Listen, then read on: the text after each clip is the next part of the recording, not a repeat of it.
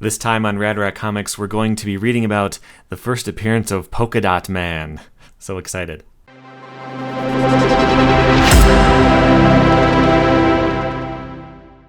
Welcome back to Rad Rat Comics, a channel about comic books where I like to tell you stories about ridiculous things that happened in old comics. This is Detective Comics number 300.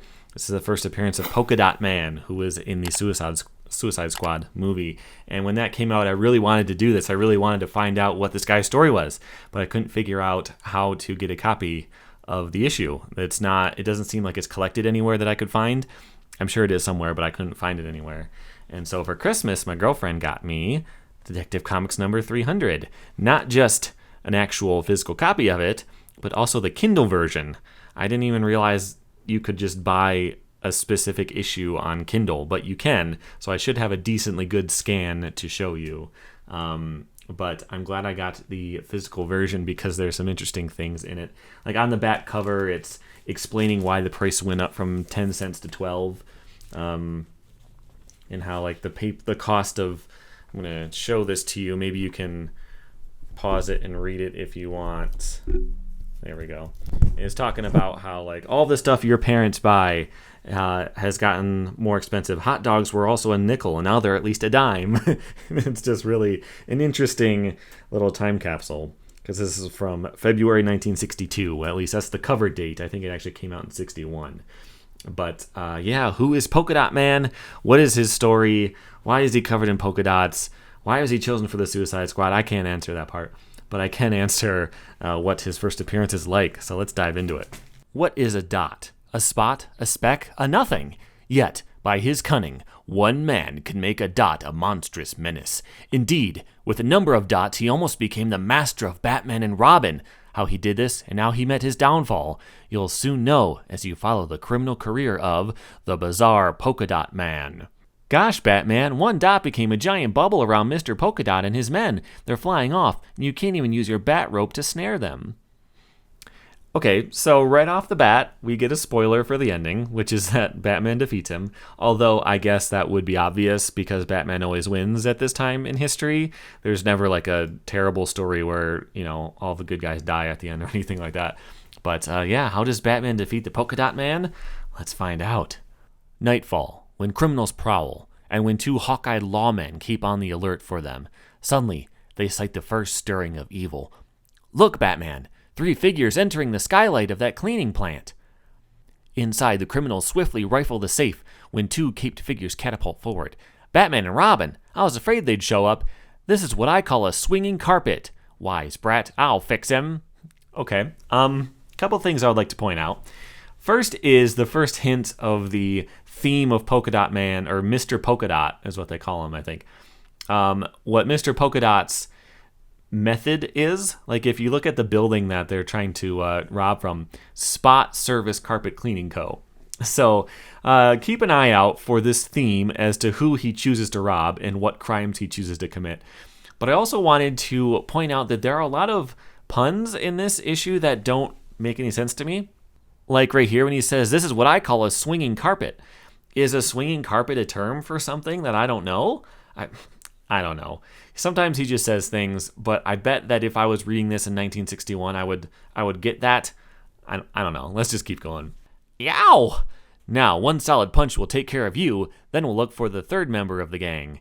No need to look, Batman. I'm right behind you. Call me Mr. Polka Dot. An odd name, but an apt one. For I shall use my inventive dots to make my name known throughout the underworld. Watch. He's ripping off one of the dots on his costume.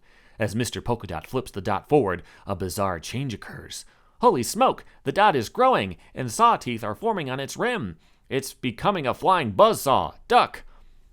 But the sawtooth dot slants up to the target it was meant for, and, ha-ha, I'm one carpetbagger who knows how to bag his enemies.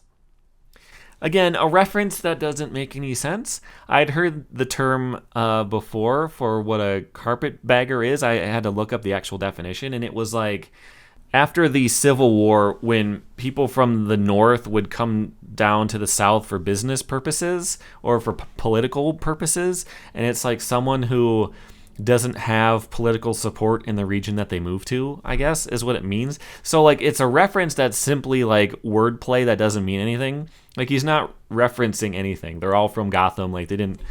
It's just there. Just because, I guess. And then, just like on the cover, Mr. Polka Dot rips off a dot, it turns into a flying saucer, and he flies away, escaping Batman and Robin for the night. Well, we can't stop him now. Now, or in the future, indeed. I challenge you to stop me as I dot Gotham City with my on-the-spot crimes. Notice the name of this place? It's obvious Mr. Polka Dot's crime locales will refer to dots and spots. Crime in the round, and those gimmicked dots of his prove he has ways to avoid a spot arrest. You will see dots, spots, circles, all kinds of just constant puns about dots and spots and specks and all kinds of stuff. It's incredible. They can't write this type of stuff anymore. Later, in the bizarre hideout of Mr. Polka Dot, "Boss, you're a genius. How do those dots of yours work? Inside my costume are wires connected to each dot. While a dot is on my costume, the dot is neutral. But when I rip off a dot, it is activated electronically, and then does the job for which it was gimmicked. Yeah, but what happens to a dot after it's used? It is Batman and Robin, back at the cleaning plant, who learn the answer to that. The sawtooth dot, it's disintegrating. Mr. Polka Dot fixes his dots so that once they're discarded, they leave no clues. Let's hope we get a clue to his next crime so we can be right there to stop him." Okay, so he makes devices that have to be disconnected to activate. That makes sense, I guess. That's fine. He still made a flying saucer and shrunk it down to be this big and to fit on his suit. But they've explained what he is, why he has polka dots. They did not explain why they're all different colors or what they all are, but we will see some more once we see what his next crime is. I cannot wait for you to see how Batman and Robin figure out who his next target is going to be. The next night, a TV news program provides an unexpected clue. Visiting his country's embassy here in Gotham City is Ran Jafir, with his turban, on which is a fabulous black pearl, and his pet leopard on leash. Jafir is indeed a colorful emissary. Great Scott, Robin, let's get going! Minutes later, at the embassy building, a leopard, with its spots, and a black pearl that looks like an ebony dot. Everything fits the crime theme of Mr. Polka Dot. So, there's been one crime so far at a cleaning place that was full of carpets. They were just robbing the safe at a carpet cleaning company, which out of all targets he could have picked, he picked it just because it had Spot in the name. So I get the leap. Like, of course they're all going to be Spot themed because why would he have chosen them aside from that? But they see a leopard on TV, and leopards have spots. Therefore, this must be who his next target is. And of course, they're right. Sure enough, inside, "You dogs, if my leopard Dagar were not in the basement, you would regret this day." "Ulp, maybe we will yet. Here come Batman and Robin." But, whirling about, Mr. Polka Dot rips off a dot and... Have you ever looked at sunspots, Batman? Here's one you never saw. Ha ha ha! Instantly, the disc grows, emitting a relentless blaze of light. That terrible glare, I can't see. Because I was further back, the light didn't blind me, but Batman can't see that the sun is coming right at him. Swift as thought, the boy wonder acts. Save Batman, but now it's coming at me. Phew, narrow escape. And again, Mr. Polka Dot escapes by turning a dot into a bubble, and they all fly away. And the following night, Batman and Robin are again too late to prevent a Mr. Polka Dot robbery. "Mr. Polka Dot just robbed my payroll. I manufacture scientific toys for children. The electrons of your advertising sign, atomic dots." This one is a bit of a stretch. So all of his crimes are going to be dot themed. And he robs a toy company because they have an atom as a logo, and atoms have dots in them, I guess. Okay, let's look at the rest of his crimes. We get a little montage. In 2 successive evenings, Mr. Polka Dot robs a nightclub and a game manufacturing company. This one is called the Ink Spot, and this is Domino Gaming Company. And the crew is pretty excited that they're able to outsmart Batman and Robin, who have decided to stake out 2 polka dot-themed locations just waiting for Mr. Polka Dot to arrive. Robin is at an ice skating rink that has the red ball is an old symbol for ice skating, but to Mr. Polka Dot, it could be a symbol for a dot crime. It's also the flag of Japan. Like, why would an ice skating rink have a Japanese flag and just say it means something else? Is that a real thing? I don't think so. I looked up the flag of Japan because I know they had the one with like the red, all the rays coming off it, but that was just for the army.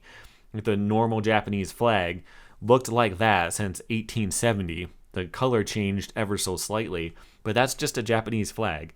Like, I was thinking about, like, if I wanted to, we'll see why I thought this later. There's a little scene, but like, if I wanted to write a comic and I wanted to like come up with an idea of dot type stores that he might try to rob, I could Google things. Like, they couldn't. Did they just make up a old symbol for ice skating just because it made sense? Was that a real thing? I don't know. I couldn't find anything about it. But let's continue the story. Sometime later, the boy Wonder rushes into the ice skating palace where, it's a good thing I decided to check, Mr. Polka Dot has already grabbed the gate receipts. Swiftly donning skates, Robin streaks like a comet across the ice. Robin, eh? Well, no little kid is going to stop Mr. Polka Dot. That dot he threw, it's grown huge, and now it's splitting up into more dots. Golly, those dots, they've become huge fists, and they're all coming at me. Desperately, Robin tries to dodge those hurtling fists, but they drive at him until, too many of them, When Robin is revived, you were very brave, but they escaped. I saw them running down the alley, and then they disappeared in the darkness. This time, Mr. Polka Dot didn't bother using some dot vehicle for his escape. He got away on foot. He's growing overconfident. Let's recap what this crime was. So, this ice skating rink had a Japanese flag outside, and that's a dot. Therefore, Mr. Polka Dot breaks in, puts on... No, they don't have on skates. They can stand on the ice, but not Robin. He has to put on skates to fight them. Okay, so they walk out onto the ice, and they like sell their own tickets, I think. I'm looking at it at the screen. He grabbed the gate receipts. So he didn't even steal money. He stole their ticket sales receipts. And his plan, again, which is not much of a plan, but his plan is to like become famous in the underworld for being able to outsmart Batman. That's what he wants. Of course, I'm sure wants the money. But, like, he stole receipts. I don't know. Let's see what next brilliant move he has. In the alley, Robin tries to use his belt radio to contact Batman, but, it smashed when I flopped on the ice. Now what? I just remembered. Ran Jafir's embassy building is on the street. I've an idea. Soon after, that's it, Mr. Jafir. I want to borrow your leopard to track down Mr. Polka Dot. Many times I've used Dagar to track down killers in the jungle to their lairs. Dagar will obey me and help you. Later, the moon looks down on a strange scene. A boy and a leopard on the hunt in Gotham City streets. It would be ironic if Mr. Polka Dot was finally captured because of an animal with spots. Okay, so this is what I was thinking about before. Like, can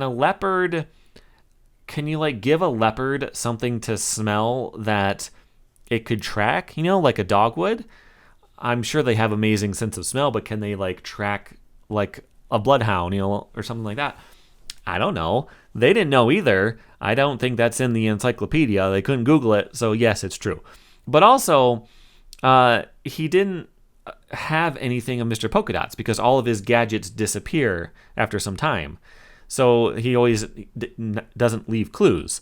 So how is the leopard tracking him down? He just put him on a leash and they're just running around the city just hoping to run into him, I guess? I don't know. Following the scent of dots, I guess? The leopard leads Robin on until suddenly a dot bursts over them. That dot giving off a gas, sleeping gas. Mr. Polka Dot's hideout, the big dot, the abandoned tank on the city dump. Ugh. Later, within the lair of Mr. Polka Dot. I locked the leopard in the basement. It's a good thing you posted me outside as lookout. What next, boss? When Robin awakens, I'm going to trick him into writing a note to Batman.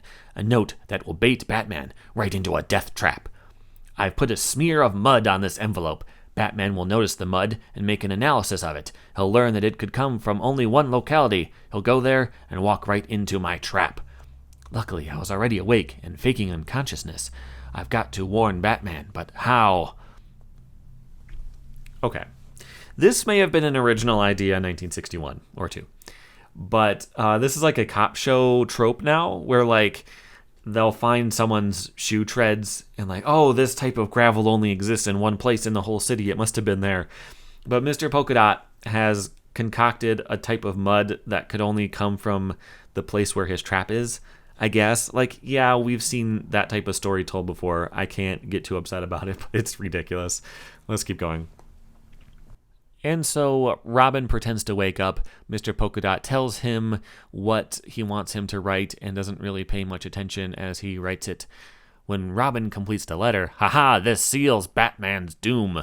He never realized my dot crimes were a puzzle he couldn't solve. One more dot robbery tonight, and the whole underworld will applaud the name of Mr. Polka Dot. Ha ha ha ha. Later at police headquarters, all I know is some man gave me $1 to deliver that envelope here. And you say you didn't drop the envelope?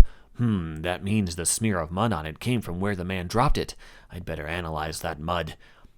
Meanwhile, left alone with the guard, Robin waits and voices a silent fear.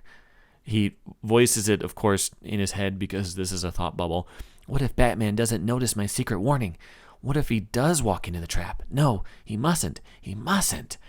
At that moment in the Batcave. Now, let's see if this smear of mud leads somewhere. Time passes, and then suddenly, Batman, you understood. You didn't go to that trap. No, Robin, thanks to you. Where did you get the pin to make the dot message, Robin? I didn't use a pin. I got a bit of thin wire from my broken belt radio. So when he fell on the ice, he broke his radio, which gave him a piece of wire, and he was able to put dots on the paper to alert Batman. But how did he do it? I shielded myself from Mr. Polka Dot so he didn't notice that while I was writing with my right hand, my left hand was quickly jabbing dots into the paper with the point of the wire. He never realized you were sending me a message in Braille. Braille, the printing of the blind, each letter represented by raised dots. This was Robin's hidden message to Batman. Mud a trap. Am in tank city dump. Later, in the Batcave, all those pins represent the sites of previous dot crimes. And you heard Mr. Polka Dot say, Batman never realized my dot crimes were a puzzle he couldn't solve. Robin, I've got it. I've solved the puzzle of the dot crimes. Reader, the answer is before you. Can you solve the puzzle too? I'm going to leave this on screen for you for a moment. Will actually come back up. They will show you what he was making with these dots on the map. But it's not going to make a lot of sense. Look at it for a moment. Do you see any obvious conclusion to this pattern? I'll leave that with you as we move on. Soon after, at the Drummond Map Company, another dot crime, a map company where cities are represented by dots on maps. Robin? Free? You've got more surprises in store. You little brat, I've got a dot that will surprise you. But even as the dot hurtles forward, a bat-winged shape slams into it with terrific impact. What? It's been knocked away. Of course. Batman, alive. But you won't be, after what this dot does to you.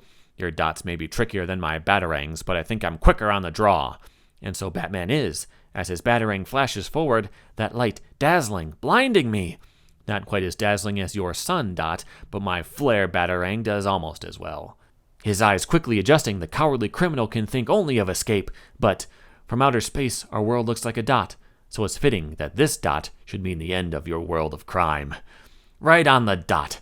By now you should be seeing spots before your eyes, Mr. Polka Dot. I would like to believe that line inspired the story. I would love for that to be true. But it's amazing. Right on the dot. By now you should be seeing spots before your eyes, Mr. Polka Dot. Fantastic. Like I said, they can't write this kind of stuff these days. It's too stupid, but like it's amazing too. Now back to that map. Have you figured out what the pattern was? Let's see if you were right. Later, after Mr. Polka Dot is imprisoned, Mr. Polka Dot's crime effect was the familiar connect the dots puzzle. By doing this, we draw a stick figure, except for the head. The Drummond Map Company was the perfect spot to complete the figure. And there it is. By completing his dot puzzle, Mr. Polka Dot hoped to make the underworld applaud his victory over me. Mr. Polka Dot hoped to be a big man in crime, but he only turned out to be a skinny little sketch. Okay. So Mr. Polka Dot, who does everything to do with dots. Everything has to look like a dot. Everything has to be dot themed. His plan was to draw a stick figure with his crimes to prove that he's a big man in the underworld. That's what the pattern was. There was a pattern. And just look at it. Like, why would you assume, like, why aren't the arms straight? You know, couldn't he have robbed something across the street so the arms were the same angle? The legs are the same angle. And why is the head that close? Could it have been like another block away? Could it have been the building? Like, how does that make any sense? And he robbed a map company because cities, I'm looking at it right now, cities are represented by dots on maps. But they figured it out because Batman is the best detective in the world. I just thought that was a fantastic story. There are a couple more. There's a John Jones story and there's an Aquaman story. Neither are really worth writing home about. But there is something really interesting in the print version only. It is not in the Kindle edition. It is an article. It's toward the back. And it's an article about how police departments work, I think. Let me find it. Okay. It's called Danger Police at Work. I'm going to carefully show it to you.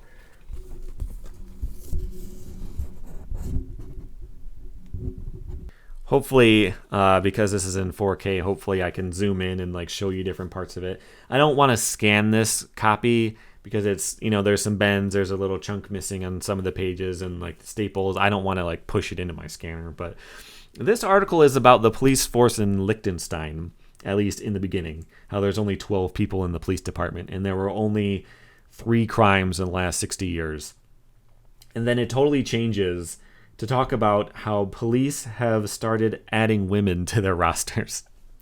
Again, 1961, I believe, the copyright date, or the street date was 62, but I think this was in 61.